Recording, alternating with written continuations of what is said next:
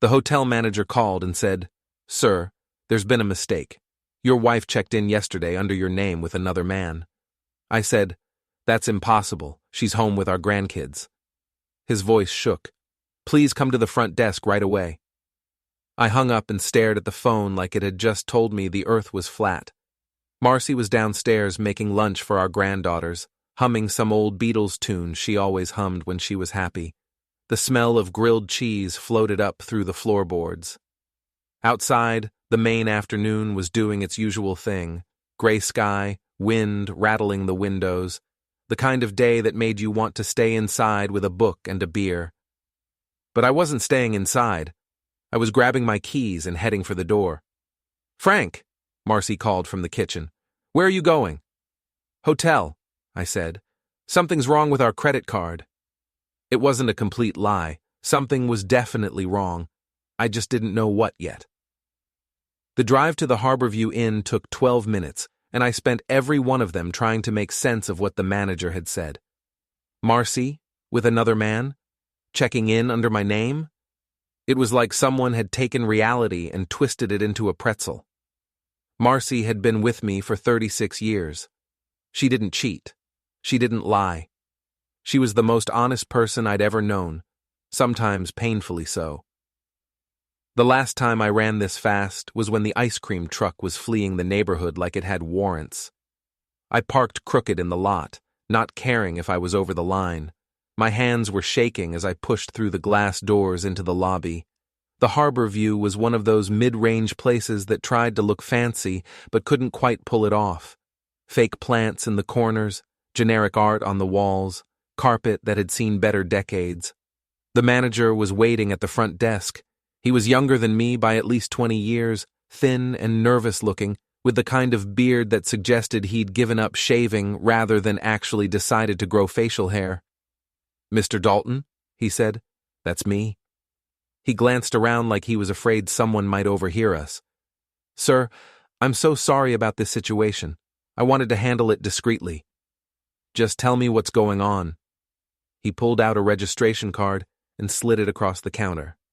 There was my name, Frank Dalton, written in handwriting that definitely wasn't mine. Below it, in the space for the spouse's name, someone had written Marcy Dalton. "This was filled out yesterday afternoon," the manager said. "The couple who checked in said they were you and your wife. They charged everything to your credit card on file. Room service, minibar, pay-per-view movies. The bill is already over $800. I stared at the card. The signature was a scrawl, barely legible, but whoever had signed it had tried to make it look like my signature. They'd gotten close enough that if you weren't paying attention, you might not notice. "Do you have security footage?" I asked. "Yes, sir. That's why I called you. When I reviewed it this morning, I realized something was off." He turned his computer monitor so I could see it. The footage was black and white, grainy, but clear enough. A man and a woman walked up to the front desk. The man was tall, dressed in an expensive jacket I'd never seen before. The woman was blonde, wearing sunglasses inside like she was trying to be mysterious. The manager clicked play. "We have a reservation," the man on the screen said. "Dalton, Frank and Marcy." The front desk clerk, a different one from today, nodded and asked for ID. The man pulled out a driver's license and handed it over. I couldn't see the details, but the clerk seemed satisfied. She typed something into the computer, handed back the license, and slid 2 key cards across the desk. "Enjoy your stay, Mr. and Mrs. Dalton," she said. The couple walked away toward the elevators. As they turned, the camera caught their faces clearly for just a moment. My son Evan, and his wife Kayla. I must have made some kind of noise because the manager stepped back slightly. "You recognize them?" he asked. "That's my son." "Your son?" "Evan. And that's his wife, Kayla." The manager's face went through several expressions in quick succession: confusion, realization, embarrassment. Oh no, Mr. Dalton, I'm so sorry. I didn't realize. We can certainly press charges if you'd like. This is identity theft, fraud." "Wait," I said. "Play it again." He restarted the footage. This time I watched more carefully. Evan's body language was confident, casual. He wasn't nervous at all. He'd done this before, I realized. This wasn't a spur-of-the-moment thing. He'd planned it. "They won't notice," she said, laughing. "Old people don't read statements." Evan's response was quieter, but I caught it. "Even if they do, what are they going to do about it? Cut me off? They need me more than I need them." The elevator doors closed behind them. I stood there at the front desk, my hands pressed flat against the counter to keep them from shaking. The manager was saying something about filing a police report, about refunding the charges, but I wasn't really listening. All I could hear was my son's voice echoing in my head. "Old people don't read statements. They need me more than I need them." "Mr. Dalton," the manager said, "are you all right?" "No," I said. "I'm not. Can you print out everything? All the charges, all the records, everything?" "Of course. And I'll need to freeze the credit card on file so they can't use it again." "Do that." While he printed the records, I pulled out my phone and called Marcy. She answered on the second ring. "Frank, what's wrong?" "Nothing's wrong," I lied. "Can you come to the Harborview Inn? I need you to see something." "The hotel? Why?" "Just come, please." She must have heard something in my voice because she didn't ask any more questions. "I'll be there in 15 minutes. The manager handed me a stack of papers. I flipped through them, my anger growing with each page.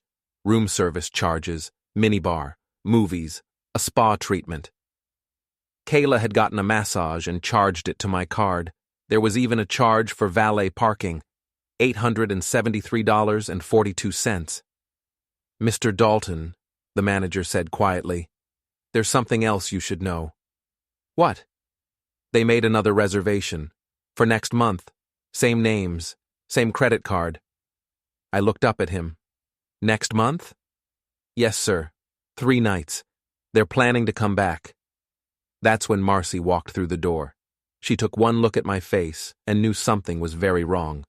She crossed the lobby quickly, her purse clutched tight against her side.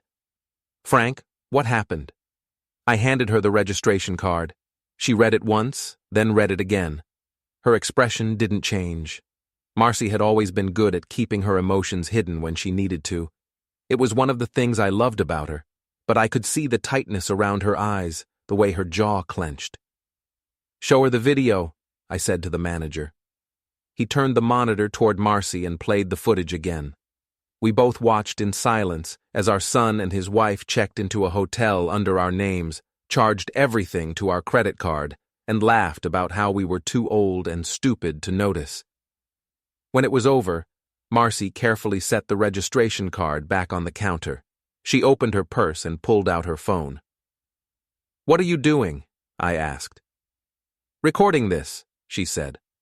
"All of it. The receipts, the video, everything. We're going to need proof." "Proof for what?" She looked at me, and for the first time in 36 years of marriage, I saw something in her eyes that scared me a little. It was cold, calculating, angry in a way I'd never seen before. "For when we destroy them," she said.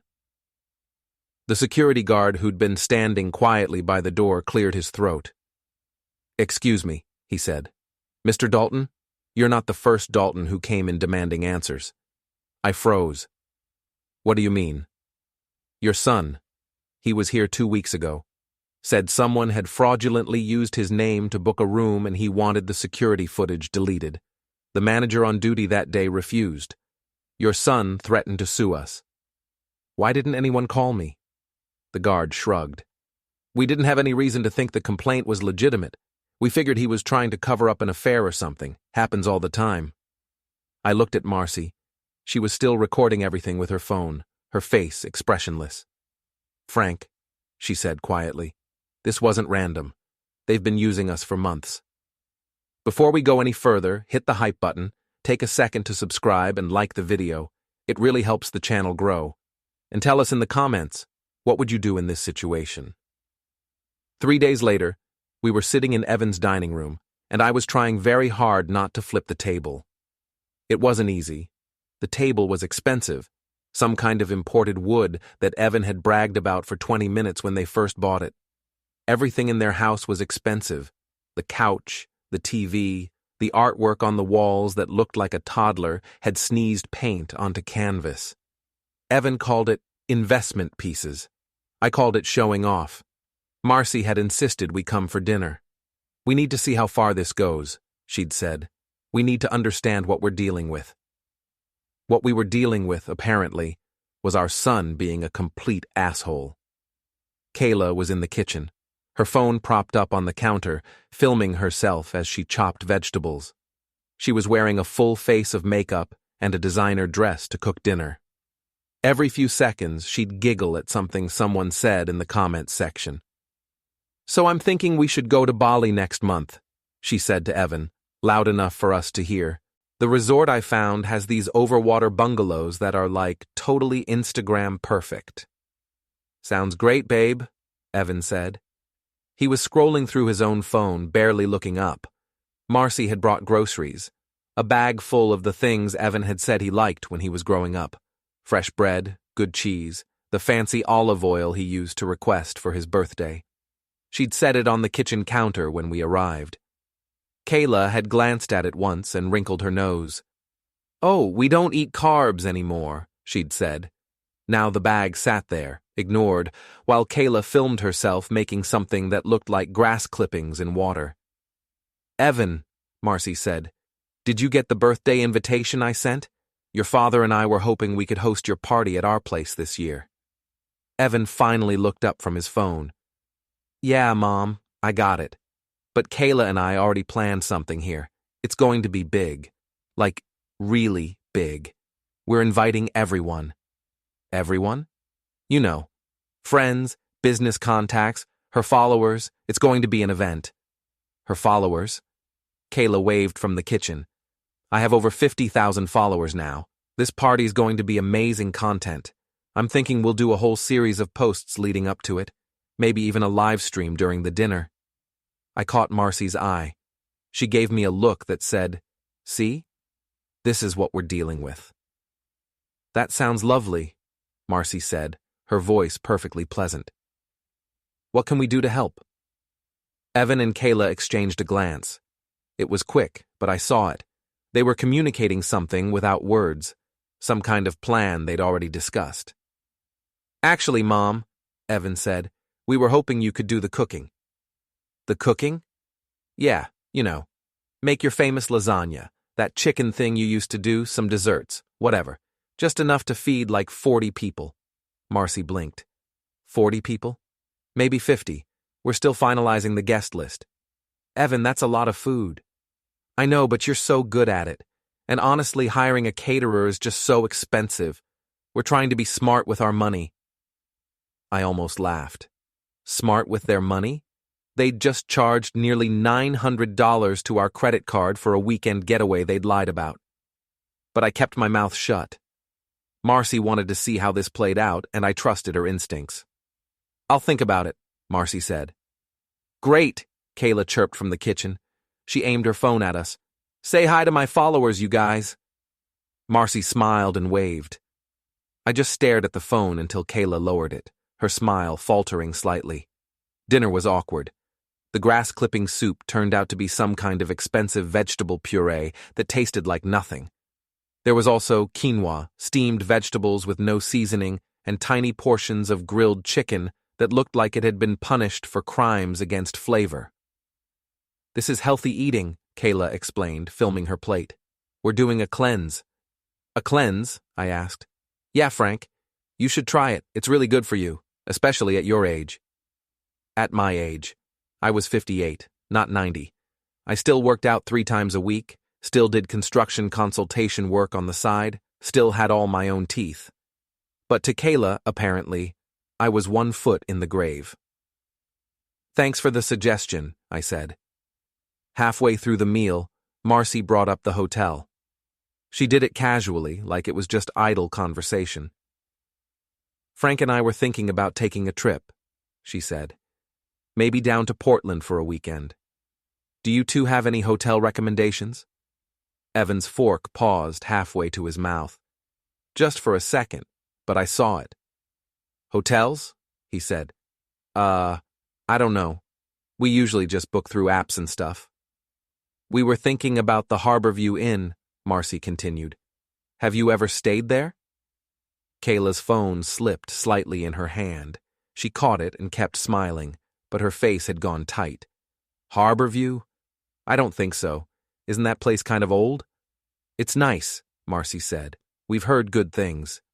Yeah, well, we prefer nicer places. Kayla lifted her phone again. Speaking of which, Evan, we should talk about that reservation we made, the one for next month. Evan shot her a look that could have melted steel. Not now, babe. What reservation? I asked. Nothing, Evan said quickly. Just a work thing. Business trip. On Kayla's travel blog? Marcy asked innocently. There was a long silence. Evan and Kayla both stared at Marcy. She stared back, her expression perfectly pleasant, like she'd just asked about the weather. How did you know about that? Kayla asked slowly. Know about what, dear? The travel blog thing. Oh, didn't you mention it earlier? I must have gotten confused. Kayla looked at Evan. Evan looked at his plate. The tension in the room was thick enough to cut. After dinner, Marcy offered to help clean up. Kayla told her not to bother. They had a cleaning service coming tomorrow anyway. So we all moved to the living room, where Evan put on some documentary about entrepreneurs that was clearly meant to impress us. I wasn't impressed. I was thinking about the hotel footage, about my son's voice saying old people don't read statements, about the reservation for next month that they'd almost certainly made with our credit card again. Marcy excused herself to use the bathroom. When she came back a few minutes later, she caught my eye and gave me a tiny nod. She'd found something. I didn't know what, but I trusted that it was important. We left around 9. Evan and Kayla walked us to the door, all smiles and hugs. Thanks for coming, Mom, Evan said. And seriously, think about doing the cooking for the party. It would mean a lot. I will, Marcy said. In the car, I waited until we were out of the neighborhood before I asked. What did you find? Marcy pulled out her phone and showed me a photo. It was a message thread, left open on Evan's laptop in his home office. The office Marcy had passed on her way to the bathroom. The office with the door that hadn't been completely closed. The messages were between Evan and Kayla. Evan, did you cancel the trailer rental for next month? Kayla, not yet. Why? Evan, I'm thinking we should go ahead with the plan. Move them into it. Get the house. Kayla, are you sure? They might fight it. Evan, they're old. They won't do anything.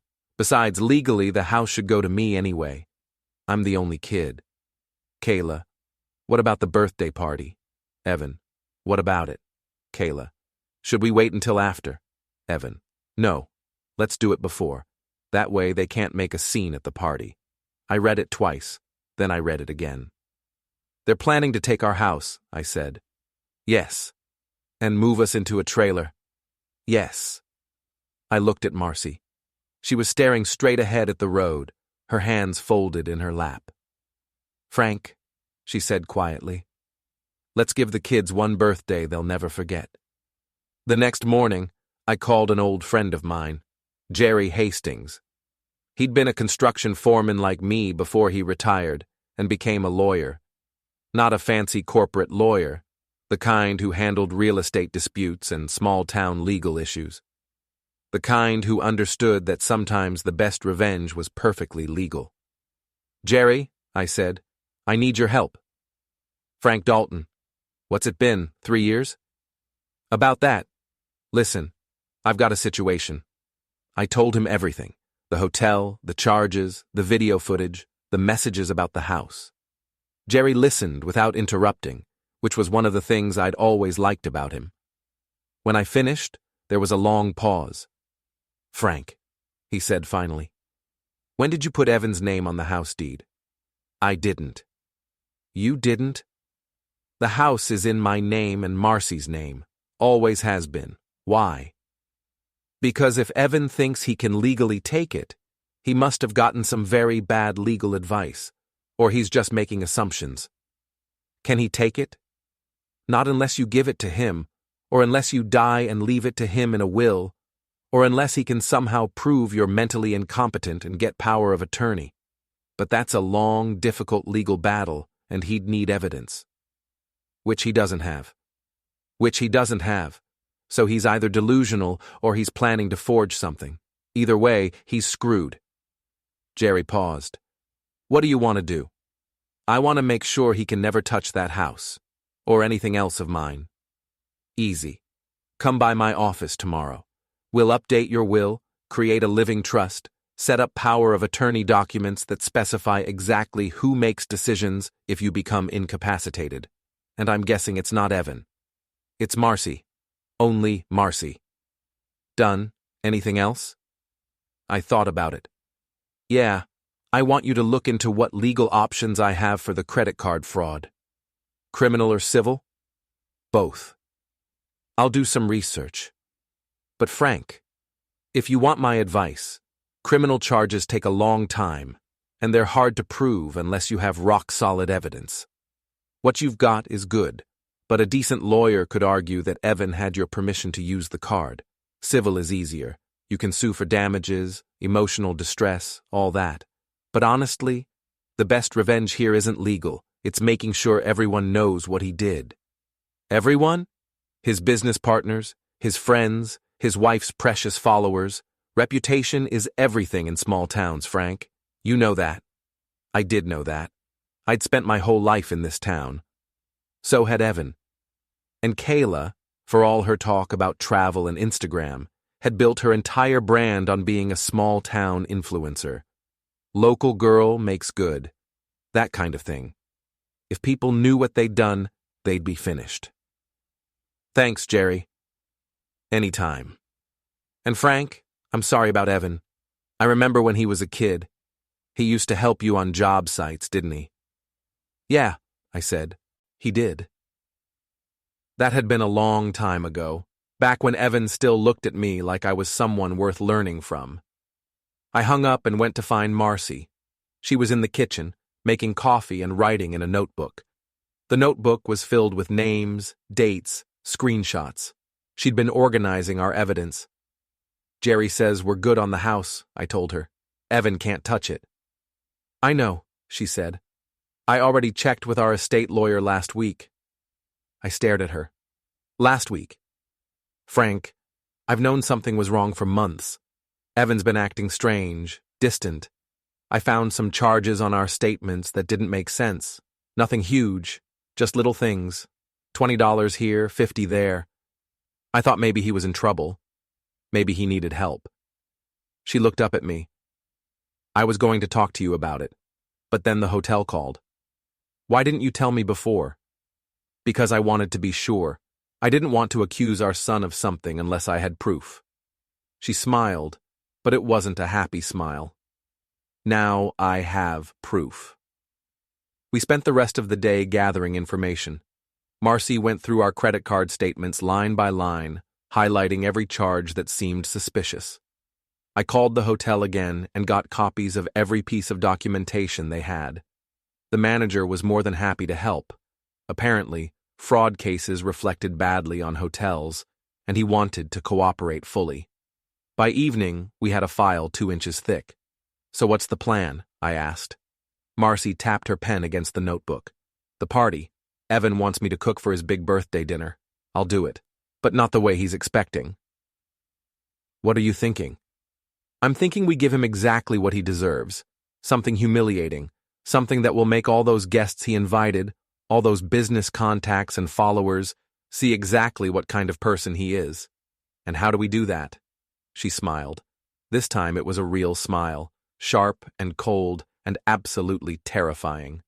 Trust me, she said. I have an idea. Evan's birthday was on a Saturday. He'd been reminding us for weeks, calling every few days to check in on the party preparations. Each call was the same, thinly veiled demands disguised as questions. Hey, Mom, just wondering if you've started on the lasagna yet? Mom, Can you make sure you have enough food? We're up to 60 people now. Mom, Kayla wants to know if you can make those little dessert things. You know, the fancy ones. For photos. Marcy took every call with perfect patience. She wrote down every request, confirmed every detail, promised everything they asked for. She didn't mean a word of it. The party was scheduled for 6 o'clock. At 3, Marcy and I loaded up the car with supplies and drove to Evan's house. He'd given us a key months ago. In case of emergencies, he'd said, though I suspected he'd forgotten he'd done it.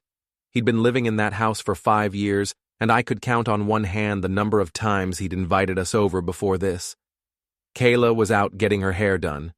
Evan was at the gym. We had the place to ourselves. "You're sure about this?" I asked as we carried bags into the kitchen. "Absolutely." We'd spent the past 3 days preparing. Not the elaborate feast Evan had requested, but something else entirely. Something that would send a message. 19 plates of cheap canned stew, the kind that came in industrial-sized cans from discount grocery stores, the stuff that was one step above dog food. We'd heated it up that morning, divided it into identical portions, and transported it in sealed containers. Now, we arranged the plates on Evan's expensive imported table. 19 beige, identical, utterly unappetizing portions of gelatinous meat and vegetables in questionable gravy. It looked apocalyptic. Marcy stood back and examined her work. Perfect. They're going to lose their minds. That's the idea. But we weren't done. While I was arranging the plates, Marcy was setting up her phone. She'd bought a small tripod and positioned it in the corner of the dining room, angled to capture the entire table. "What's that for?" I asked. "Insurance," she said. "I want to record their reactions, for legal purposes." "Legal purposes?" "Frank, when this is over, they're going to try to claim we attacked them or destroyed their property or something. We need proof that all we did was serve dinner." She was right. I knew she was right. But looking at that tripod, at the phone ready to record, I felt something shift in my chest. This was really happening. We were really doing this. Marcy checked her watch. "They'll be back soon. We should go." We left through the back door, locking it behind us. The key went back in my pocket. Later, we'd return it, but not yet. Not until this was over. We drove home and waited. At 6:15, my phone rang. Evan's name flashed on the screen. "Dad, where are you guys?" "At home. Why?" "The party started 15 minutes ago." "Where's the food?" "It's on your table." There was a pause. I could hear voices in the background, laughter, music. The party was in full swing. "What do you mean it's on the table? When did you drop it off?" "This afternoon. Check the dining room." Another pause. Longer this time. Then I heard Evan say to someone, probably Kayla, "Go check the dining room." More voices. Footsteps. Then a scream. "What the hell is this?" That was Kayla. Even through the phone, her voice was like nails on a chalkboard. "Dad, what did you do?" Evan's voice was shaking. "What is this?" "It's dinner," I said calmly. "You asked your mother to cook for 60 people. She cooked. There's enough for everyone." This is canned garbage. Are you kidding me? Do you know who's here? Do you know how important this is?" "I know exactly how important it is. Fix this. Right now. Bring real food." "No." "What?" "I said no, Evan." I could hear chaos on the other end. People talking, someone laughing nervously, Kayla's voice rising to a shriek. "You're going to ruin everything," Evan shouted. "Do you understand that? You're going to ruin my entire birthday." "Good," I said, and hung up. Marcy was watching me from the couch. How angry was he? Very. Good. 10 minutes later, the doorbell rang. I knew who it would be before I opened it. Evan stood on the porch, his face purple with rage. Kayla was behind him, filming on her phone. "What the hell is wrong with you?" Evan demanded. "Nothing's wrong with me. Come inside, son. Let's talk. I don't want to talk. I want you to fix this. You embarrassed me in front of everyone. You embarrassed yourself. Are you insane? Do you know who was at that party? Business investors, Kayla's sponsors, people who matter. People who matter, I repeated. Interesting. Are Marcy and I people who matter? What? Simple question. Do we matter? Evan's mouth opened and closed. Behind him, Kayla kept filming. I wondered if she even realized what she was doing. Was this content to her? Was our family falling apart just another post for her followers? Of course you matter, Evan said finally. You're my parents. Then why did you steal from us? The color drained from his face. What are you talking about? The Harborview Inn. Last month. You checked in under our names and charged it to our credit card. That was a misunderstanding. Was it? Because I have security footage that says otherwise. I have you on camera, Evan. You and Kayla both, laughing about how we're too old to notice. Kayla lowered her phone. Frank, you're taking this out of context. Am I? What's the context for identity theft? It wasn't theft, Evan said. You're my father. I was just borrowing the card. Without asking? Using my name? That's not borrowing, son. That's fraud. You're being dramatic. Am I? Let me show you something. I pulled out my phone and opened the file Marcy and I had prepared. It was a video compilation. Security footage from the hotel, screenshots of the credit card charges, photos of the registration card with the forged signature, and audio clips of Evan and Kayla talking as they walked away from the front desk. Old people don't read statements, Kayla's voice said clearly.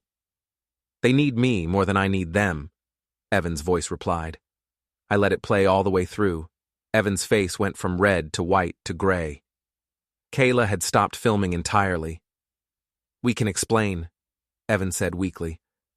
I don't want explanations. I want to know why. Dad, why? The shout surprised all of us. I hadn't meant to yell, but something in me had snapped. 32 years. I'd spent 32 years raising this kid, teaching him, supporting him, and this was what I got in return. You had everything, I said. We gave you everything. We paid for your education, helped you buy your first car, co-signed your mortgage. We babysat, we loaned you money, we showed up for every event you ever invited us to. And this is how you repay us? You don't understand the pressure I'm under, Evan said.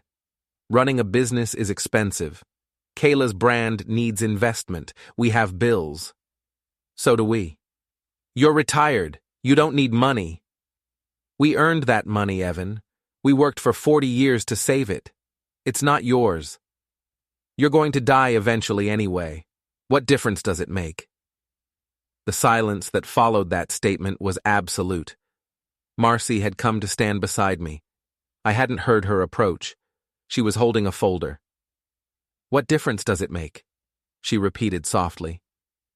Evan, do you know how much money your father and I have saved?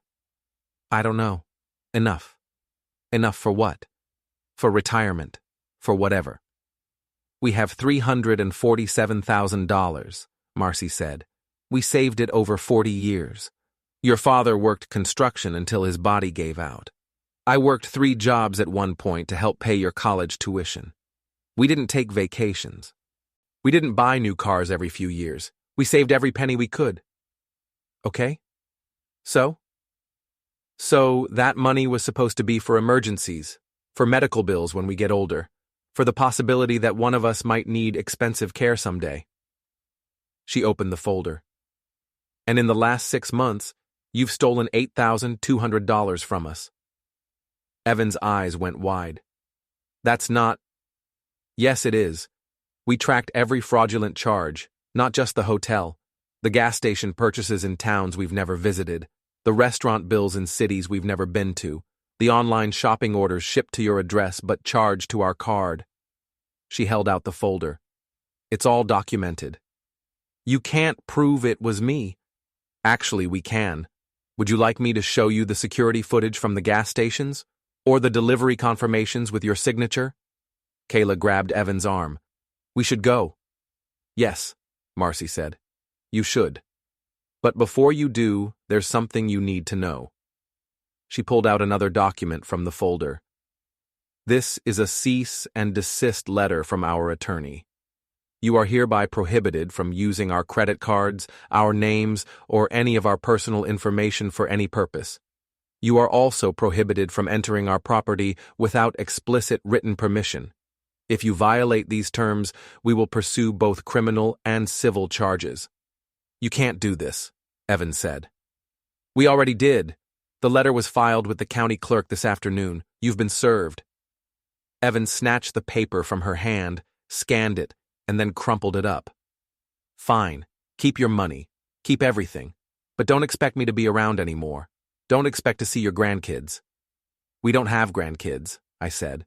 You don't have children. Not yet. But when we do, you'll never meet them. You understand that? You're choosing money over family.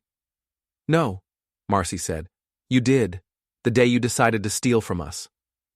They left. Evan peeled out of the driveway fast enough to leave rubber marks on the pavement. Kayla was on her phone before they even reached the street, probably already posting about it. I closed the door and leaned against it. That went well, I said. Marcy was still holding the folder. We're not done. What do you mean? The party. There are 60 people at that house right now. They all saw the dinner we left. They're all going to hear Evan's version of events. So we need to make sure they hear the truth first. She pulled out her laptop and opened it on the kitchen table. Her fingers moved quickly across the keyboard. After a moment, she turned the screen toward me. It was an email. The subject line read, "The truth about Evan Dalton." The body of the email contained everything. The security footage, the credit card statements, screenshots of the messages about taking our house, audio clips, photos of the forged registration card, everything we'd gathered over the past week. At the bottom, Marcy had written, "We are Evan Dalton's parents. This is what our son has done to us. We're sharing this not for sympathy, but because we believe people have a right to know who they're doing business with. If Evan will steal from his own parents, what will he do to you?" Who are you sending it to? I asked. She showed me the recipient list. It was long, very long. Every business contact in Evan's phone that she'd been able to find, every sponsor that worked with Kayla, every friend and family member who'd been invited to the birthday party, the local newspaper, the Chamber of Commerce, even a few of Kayla's fellow influencers. That's brutal, I said. It's necessary. Are you sure? Once you send this, there's no taking it back. He was going to put us in a trailer, she said quietly. He was going to take our house, the house we built, the house we've lived in for 30 years. I know. He didn't just steal money, Frank. He stole our dignity. He made us feel stupid and old and worthless. She moved the cursor over the send button. So yes, I'm sure. She clicked. The email whooshed away into cyberspace. 63 copies, each one a bomb about to detonate in Evan's carefully constructed life. We sat in silence for a long time. Finally, Marcy closed the laptop. I need a drink. Me too. We opened a bottle of wine, the expensive stuff we'd been saving for a special occasion. This wasn't exactly the special occasion we'd imagined, but it felt appropriate somehow. Do you think he'll ever forgive us? Marcy asked. Do you care? She thought about it. No, I don't think I do. My phone started buzzing. Messages, calls, notifications. Other people's phones were buzzing too. The email was making its rounds. I could picture it. 60 people at Evan's birthday party, checking their phones, seeing the subject line, opening the email. The gasps, the whispers, the looks. I wondered if anyone was still eating the canned stew. Around 9 o'clock, my brother called. Uncle Pete. He'd been at the party. Frank, he said, what the hell is going on? You got the email. Everyone got the email. Is it true? Did Evan really do all that? Yes. Jesus Christ. Frank, I'm so sorry. I had no idea. Neither did we. Not until recently. Half the party left right after they read it. The other half is standing around asking questions. Evan locked himself in the bedroom. Kayla's outside, crying on camera. It's a disaster. Good. Good? Frank? That's your son. That's the problem, I said. He's my son and he treated us like marks. Like we were just easy targets he could exploit whenever he needed money. Pete was quiet for a moment. What are you going to do now? I don't know. Wait and see what happens, I guess. Do you want me to talk to him? No. Let him sit with this. Let him feel what it's like to have everyone know what he did. After I hung up, Marcy and I went to bed. Neither of us slept much. We lay there in the dark, listening to the house settle, waiting for something to happen. It didn't take long. At 11:30, someone started pounding on the front door. What came next was worse than I expected. The next morning, Kayla posted a new video. In it, she was crying, real tears this time, not the fake Instagram tears she usually deployed for sympathy. Behind her, Evan sat on their couch looking exhausted and defeated. We've lost everything, Kayla said to the camera. Evan lost his business. Our sponsors dropped us. We're being evicted from our house. All because Frank and Marcy Dalton decided to destroy their own son over a misunderstanding. It wasn't a misunderstanding, I muttered at the screen. Shh, Marcy said. Let's hear what they say. Frank and Marcy refused to forgive us, Kayla continued. They refused to even talk to us. They've cut us off completely. And now Evan's business partner has fired him based on false allegations. They're not false, I said louder. Frank. Sorry. The video went on. Kayla talked about how hard things had been, how they'd been trying to rebuild their lives, how unfair it was that one mistake could cost them everything. Evan occasionally chimed in with details, how Todd had turned against him, how the police had questioned him about the hotel incident, how their families had abandoned them. We're asking for help, Kayla said finally. If anyone watching this has a heart, please help us. We've set up a fundraiser. Even $5 would mean the world to us right now. The video ended with a link to a crowdfunding page. The goal was $50,000. Are you kidding me? I said. They're asking strangers for money? Of course they are, Marcy said. That's what they do. They monetize everything. I checked the crowdfunding page. In less than 12 hours, they'd already raised $8,000. The comments were full of people expressing sympathy, calling us monsters, promising to donate. This is insane, I said. Welcome to the internet. We should respond. Post our own video, show people the evidence. No. Why not? Because we'd just be playing their game. They want us to respond. They want a back-and-forth drama that keeps them relevant. If we ignore them, they'll eventually fade away. What if they don't fade? What if people believe them? Then people believe them. We can't control what strangers think, Frank. All we can control is what we do. So we do nothing? We protect ourselves. We document everything. And we wait for them to make their next mistake. You think they'll make another mistake? I know they will. People like Evan and Kayla, they can't help themselves. They'll push too far, and when they do, we'll be ready.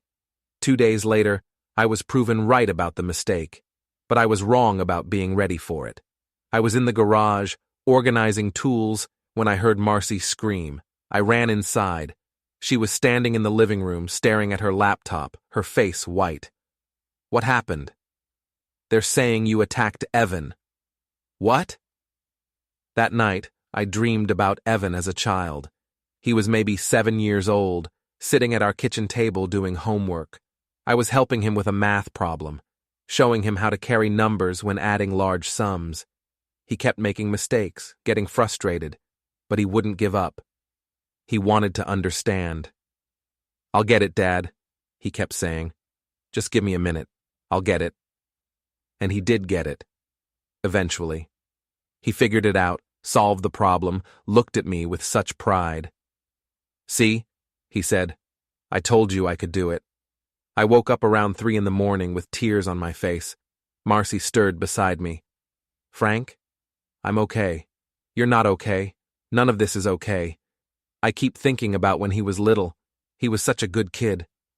He was. What happened? I don't know. Life, maybe. Bad choices, the wrong influences. Or maybe he was always like this and we just didn't see it. I should have seen it. Frank, you can't blame yourself. Can I? I'm his father. I was supposed to teach him better. You did teach him better. He chose not to listen.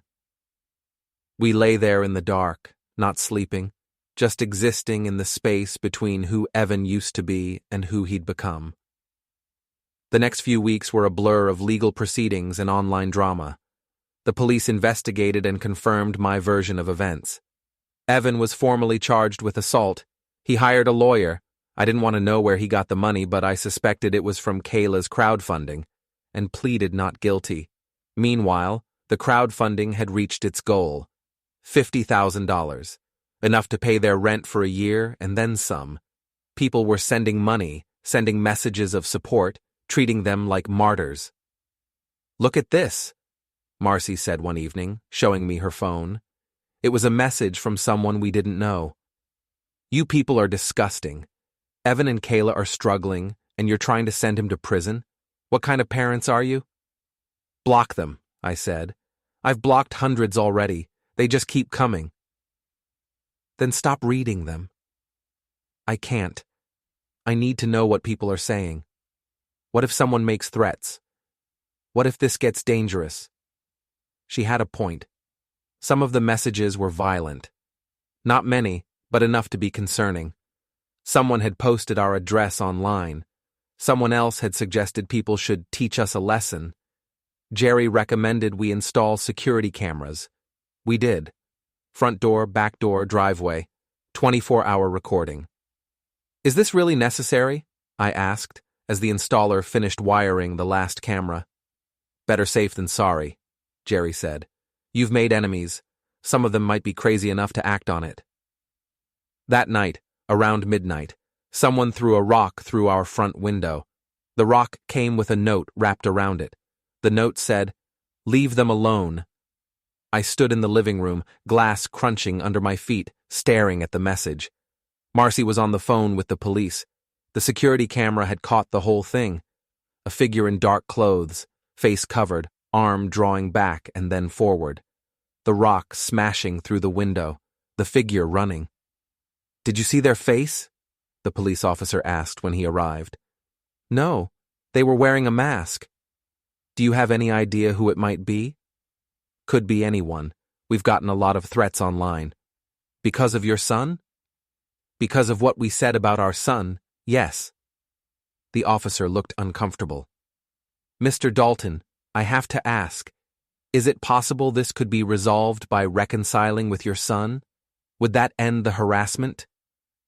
I stared at him. Are you seriously suggesting I make peace with someone who stole from me, so that his supporters will stop throwing rocks through my windows? I'm just trying to find a solution that keeps everyone safe. The solution is for you to find whoever did this and arrest them. We'll do our best. But these cases are difficult. The person was masked, gloves on, no identifying features. Unless we get lucky and someone recognizes their body type or gait, we probably won't find them. After he left, Marcy and I boarded up the window with plywood. It was 3 in the morning and freezing outside. Our breath came out in clouds as we worked. This is getting out of control, Marcy said. I know. Maybe we should move. Get away from here for a while. And let them win? It's not about winning anymore, Frank. It's about safety. Someone just threw a rock through our window. What's next? What if they decide rocks aren't enough? They're not going to hurt us. They're just trying to scare us. Well, it's working. We went back inside. The house felt different now, violated. Even with the window boarded up, I could feel the cold air seeping through the cracks. The next morning, we got a call from our insurance company. Someone, probably one of Kayla's followers, had filed a false claim, saying we'd deliberately damaged our own property for attention. The insurance company wanted to investigate before processing our claim. "This is insane," I said to the agent on the phone. "Why would we break our own window?" "I'm not saying you did, Mr. Dalton. I'm just saying we need to verify the claim before we can pay out. We have security footage. That can be faked." "Are you serious right now?" "Sir, I'm just doing my job. There's been a lot of attention on your family lately. We need to make sure everything is legitimate." After I hung up, Marcy showed me her phone. Kayla had posted about the window. "Interesting how Frank and Marcy's window got broken right after they posted about us," Kayla's post said. "Almost like they're trying to make themselves look like victims. False flag operation, shattering, stop lying." The comments were full of people agreeing with her, accusing us of staging the whole thing, demanding we leave Evan and Kayla alone. "She's good," Marcy said. "I'll give her that. She knows exactly how to spin this. We have footage. Which half the internet will say is fake? Frank, we can't win this, not online, not in the court of public opinion. Then what do? We win where it matters, in actual court, in the real world. Let them have their internet drama. We'll have the truth." The preliminary hearing for Evan's assault charge was scheduled for the following week. Jerry was confident we'd win. The evidence was solid, the witnesses credible.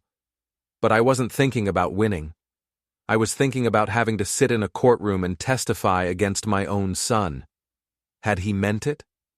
Or was it just the anger talking? I didn't know, and that scared me more than anything. At 7 in the morning, someone knocked on the door. It was aggressive knocking, demanding. I looked through the peephole. It was a woman I didn't recognize. She was holding a microphone. "Mr. Dalton?" she called. "I'm with Channel 7 News. Can we get a statement about your son's assault charge?" "No. Just a few questions. The public has a right to know your side of the story." "No comment." I walked away from the door. The knocking continued. After a few minutes, Marcy came downstairs. "Is that a reporter?" "Yeah." "How did they find our address?" "Kayla probably gave it to them, or one of her followers did." The knocking stopped. A moment later, my phone rang. Unknown number. I didn't answer. Then Marcy's phone rang. Also unknown. She didn't answer either. We stood in the kitchen, watching our phones light up over and over with calls from numbers we didn't recognize. "This is harassment," Marcy said. "That's the point. We should call Jerry," I called. Jerry answered immediately like he'd been expecting it. "They're at your house, aren't they? The reporters?" "How did you know?" "Because they've been calling me too.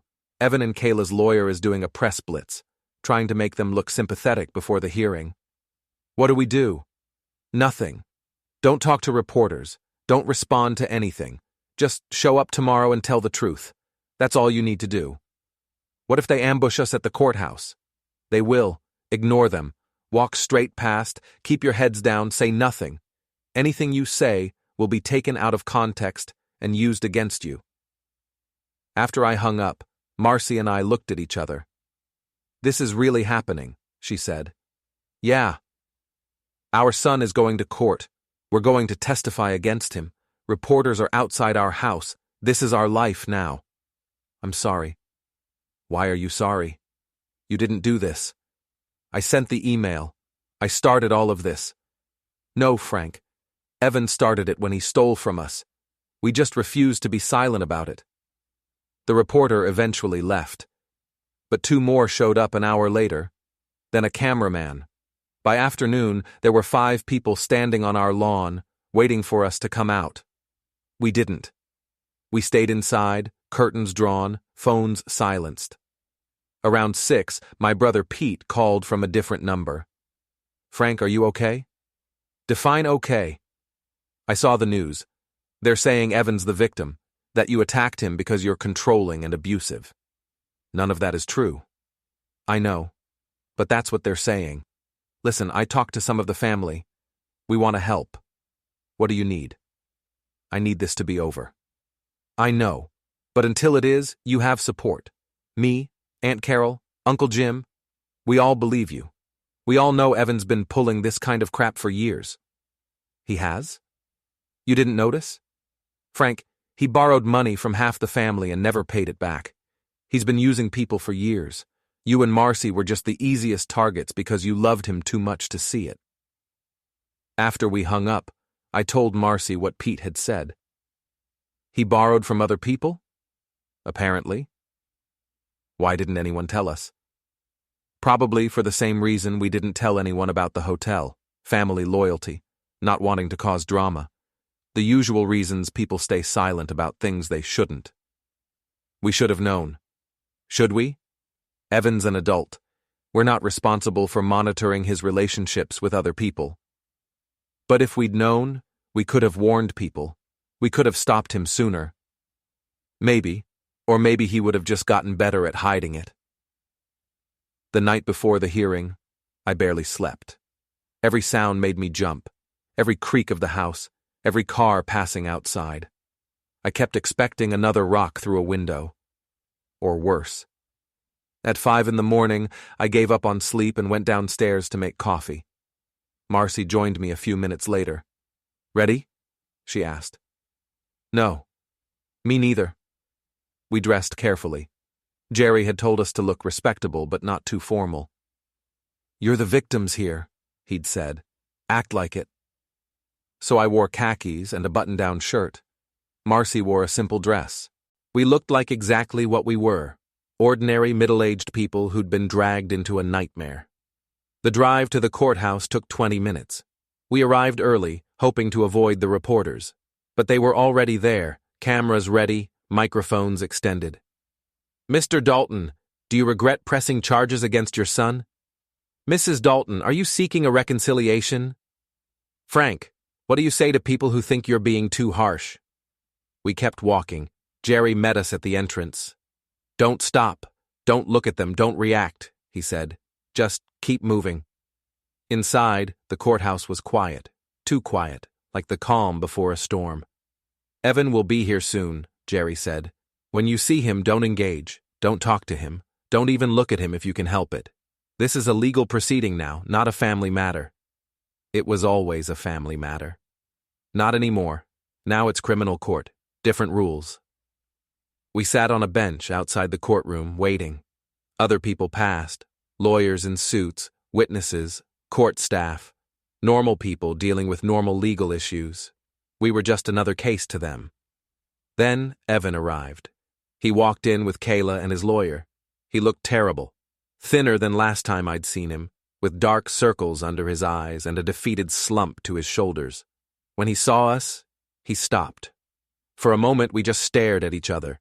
Father and son, accuser and accused. Then his lawyer touched his arm and they kept walking. The hearing itself was brief. Both sides presented their arguments. Jerry showed the security footage, the witness statements, photos of my bruised hip. Evan's lawyer argued that it was a family dispute blown out of proportion, that pressing charges was excessive. The judge listened to everything, asked a few questions, and then made his ruling. Based on the evidence presented, he said, I find probable cause that an assault occurred. The case will proceed to trial. Bail is set at $5,000. Evan's lawyer stood. Your Honor, my client can't afford bail. He's currently unemployed due to the actions of the complainant. That's not relevant to this hearing, the judge said. Bail is $5,000. Next case. It was over in less than 30 minutes. Outside, the reporters swarmed again. This time, they had questions for both of us. Evan, how do you feel about the ruling? Frank, are you satisfied with the outcome?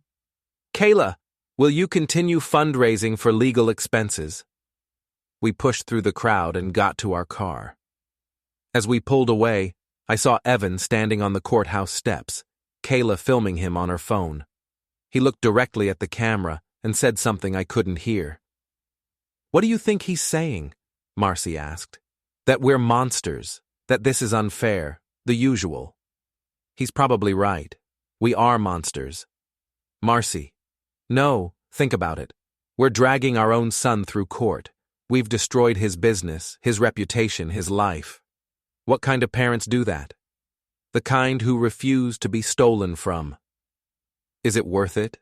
Is all this worth whatever point we're trying to make? I didn't answer, because I didn't know. 3 days after the hearing, I got a call from an unknown number. Usually I didn't answer those, but something made me pick up this time. Hello? Mr. Dalton? This is Detective Sarah Morrison with the Fraud Division. I'd like to talk to you about your son. What about him? We've received multiple complaints. It seems your son may have been running more extensive financial schemes than just stealing from you. What kind of schemes? Investment fraud, possibly. We're investigating several claims from people who say they gave Evan money for business ventures that never materialized. Your case came to our attention during the investigation. How much money are we talking about? Across all complaints? Roughly $200,000? I sat down hard. 200,000? Yes, sir. And we believe there may be more victims who haven't come forward yet. Would you be willing to meet with me and provide a statement? Yes, absolutely. We met at a coffee shop downtown the next morning. Detective Morrison was younger than I expected, maybe 40, with sharp eyes and a no-nonsense demeanor. Thank you for meeting with me, she said. I know this must be difficult. That's one word for it. She pulled out a folder. Let me show you what we're looking at. The folder contained statements from 8 different people. All of them had the same story. Evan had approached them with a business opportunity. Real estate development, cryptocurrency investment, startup funding. The details varied, but the pattern was the same. He convinced them to invest money, promised high returns, and then disappeared when it was time to pay out. Did any of them get their money back? I asked. No. Some tried to sue, but Evan's business was structured in a way that made him judgment-proof. No assets in his name, everything hidden behind corporate entities. He's good at this. He learned from someone. Who? I thought about it. I don't know. Maybe he taught himself. Or maybe Kayla. She's the one who seems to understand social media and marketing. Speaking of Kayla, Detective Morrison pulled out another document. Her crowdfunding campaign, the one that raised $50,000. We're looking into whether that constitutes fraud. How could a fundraiser be fraud? If the money was raised under false pretenses, if they claimed they were destitute but actually have assets, if they used the money for purposes other than what they stated. There are a lot of ways crowdfunding can cross into illegal territory. Good. Mr. Dalton, I want to be clear about something. This investigation could take months, maybe longer, and there's no guarantee we'll be able to bring charges. Financial fraud is difficult to prove. I understand. But if we do bring charges, I need you to be prepared for what that means. Your son could face serious prison time. He won't go to prison. Why do you say that? Because he's too smart. He'll find a way out. He always does. Detective Morrison studied me for a moment. You don't sound like you want him to go to prison. I don't. He's my son. But I also can't keep letting him hurt people. That's a difficult position to be in. You don't know the half of it. When I got home, Marcy was in the garden again. She'd been spending a lot of time out there lately. I think it was her way of coping, working with her hands, creating something instead of just destroying. How did it go? She asked. I told her about Detective Morrison, about the investigation, about the $200,000. Jesus, she said. All those people. Yeah. Did you know any of them? A couple. Old friends from the construction business. People who trusted Evan because he was my son. They're going to blame you. Probably. Are they right to? I don't know. I raised him. I taught him everything I know about business and integrity and treating people right. If he learned the opposite lessons, is that my fault? Frank, you can't take responsibility for every choice Evan makes. Can I? I'm his father. At some point, his choices reflect on me.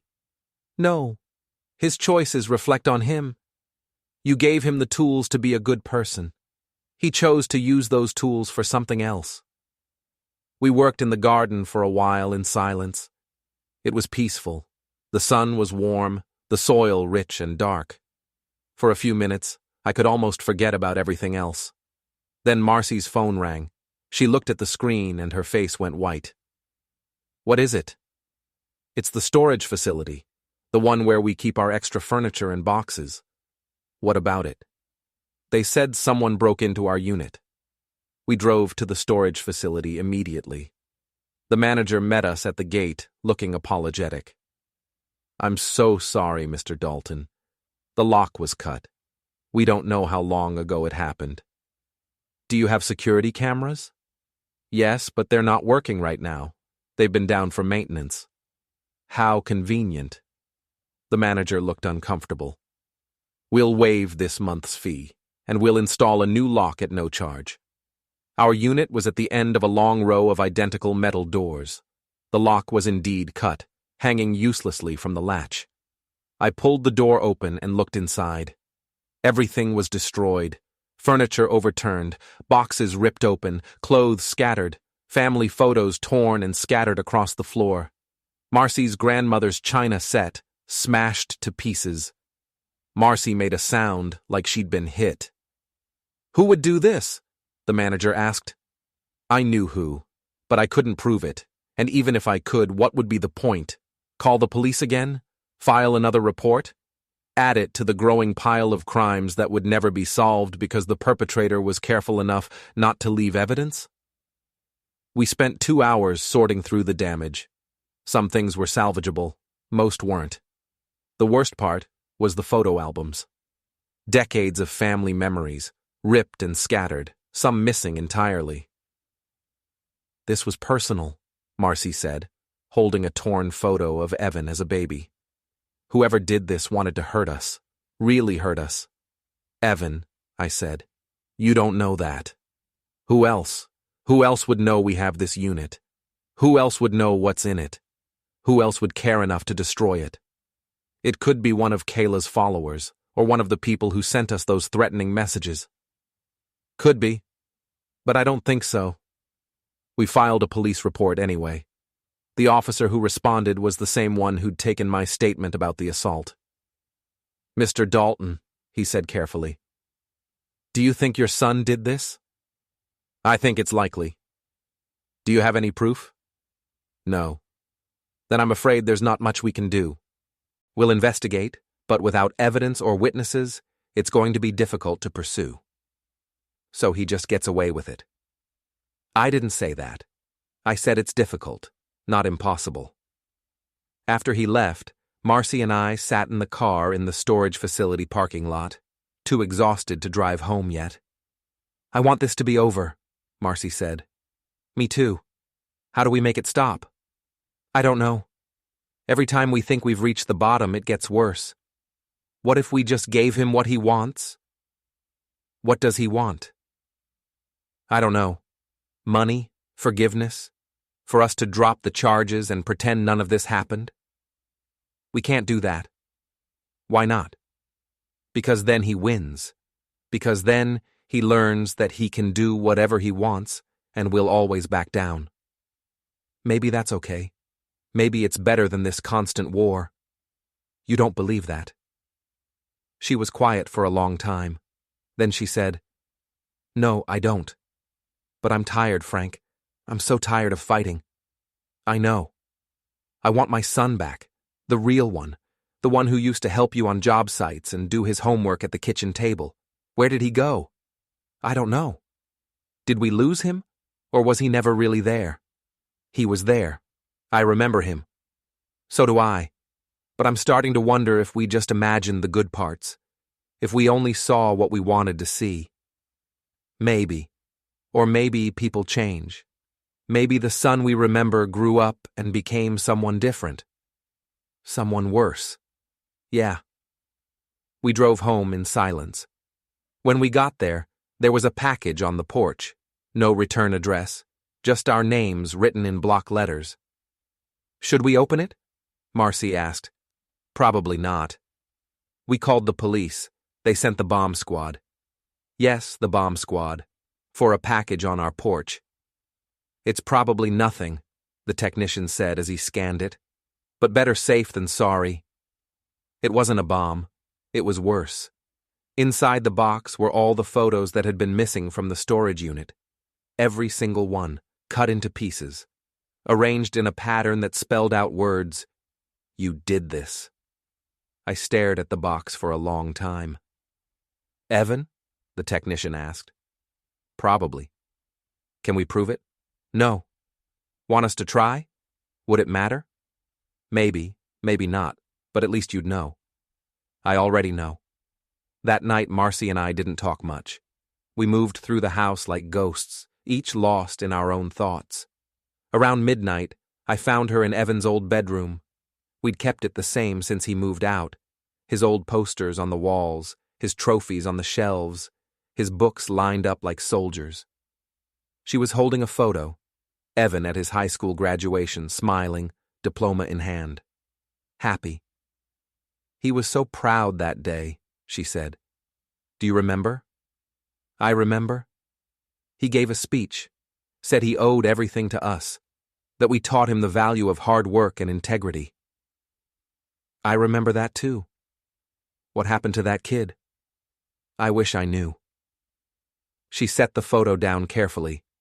We need to end this, however we have to, whatever it takes. What are you thinking? I'm thinking we fight fire with fire. We stop playing defense and start playing offense. Meaning? Meaning we find out everything Evan and Kayla have done. Every scam, every lie, every person they've hurt. And we make sure everyone knows about it. We don't just defend ourselves anymore. We go after them. That's what the detective is doing. The detective is bound by laws and procedures. We're not. Marcy, we can't break the law. I'm not talking about breaking laws. I'm talking about using every legal tool we have to make their lives as difficult as they've made ours. We contact every person Evan scammed. We organize them. We help them file complaints, pursue civil suits, whatever it takes. We turn their victims into an army. That's pretty aggressive. They destroyed our storage unit. They sent us our family photos cut into pieces. They threw a rock through our window. How much more aggressive do they need to get before we're allowed to fight back? She was right. We'd been playing defense this entire time, reacting to everything they did, trying to protect ourselves. But protection wasn't enough anymore. Okay, I said, let's do it.